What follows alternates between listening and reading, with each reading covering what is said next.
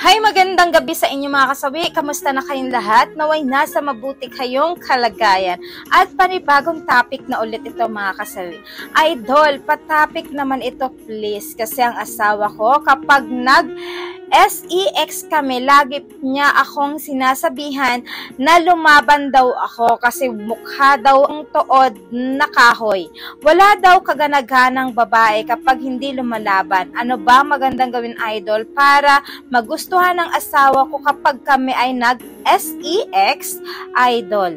Bakit ganun ba talaga ang mga lalaki, idol? So, ayan, ang ating sender ay isang babae na nagbigay sa atin na gusto niyang tatalakayin na yun nga tungkol na sinasabihan siya ng kanyang asawa kapag sila daw ay naganahana ay wala daw siyang kwenta kasi nga hindi daw siya, wala daw kaganagana dahil parang tuod na kahoy. So, totoo ba na ang mga lalaki ay ganito ba talaga kapag walang gana ang isang babae, tuod lang or nakatayo, walang kaganaghanang makipaglaban sa sex. So, ayan mga kasawi, bigyan natin ito ng suggestion. For me mga kasawi, alam nyo ba, isa sa mga natutunan ko, relate ako dito sa ating sender.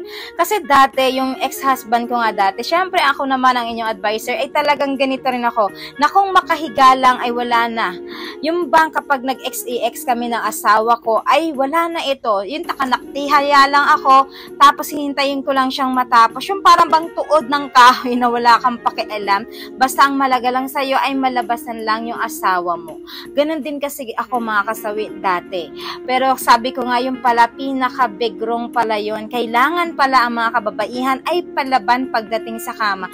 Bago ko lang ito na-realize mga kasawi, yung naghiwalay na kami ng asawa ko na, dapat pala ito yung ginawa ko sa kanya nung kami pa. Para at least hindi nag-asawa ng iba, diba?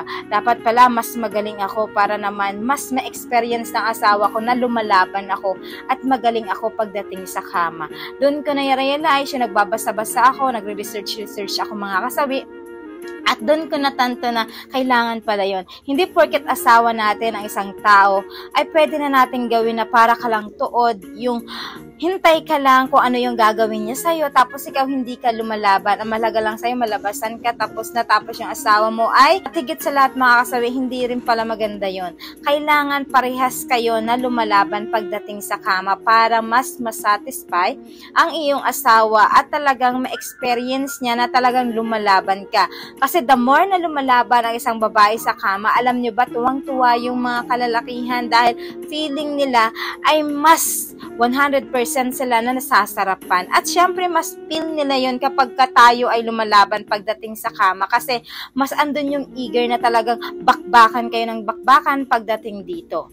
Sa ating sender, kaya mas mahalaga na lumaban ka. Kung hindi ka naman marunong, alam mo ang gawin mo, mag-research ka. May mga apps kasi yan na pwedeng pag-aralan. Para at least pagkaroon ka lang ng idea kung ano yung mga posisyon na gustong-gusto ng mga kalalakihan, tapos ano yung mga gusto nila para mas mabilis silang mas mabilis silang lalabasan.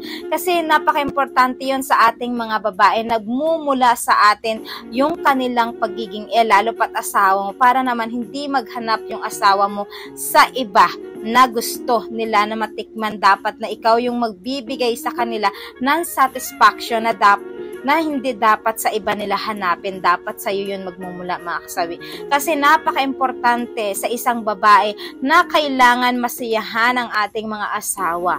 Kung kailangan kainin, himurin, sabi ko nga sa inyo, dapat gawin mo yun na nakipagbalitaktakan ka pagdating sa kama. Napaka-importante yun sa ating mga legal wife na gawin natin sa ating mga asawa. Lalo sa mga panahon ngayon na talagang marami ang mga babae na nag-aangkin ng asawa. Alam niyo ba kung bakit? Siyempre, yung mga mang-aagaw ay magaling yan mga kasawi pagdating sa kama.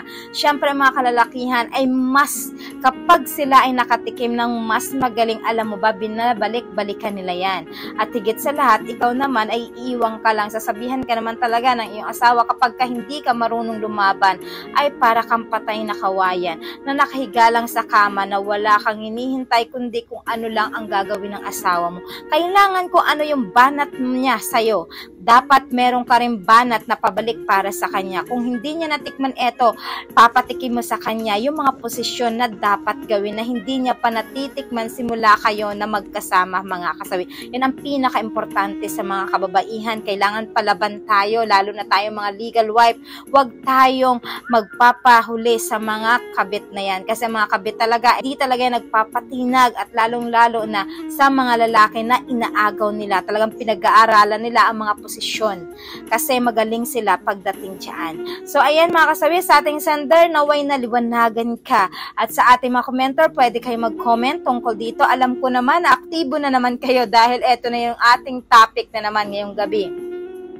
At syempre maraming salamat po sa patuloy na pagsuporta niyo sa akin sa walang sawang pag-share at pag-comment. Sa mga hindi pa po nakapag-subscribe mga kasawi, pwede kayo mag-subscribe, pwede na rin kayo mag-follow para updated kayo sa topic ko araw-araw. Magandang gabi mga kasawi, mahal kayo ng inyong advisor.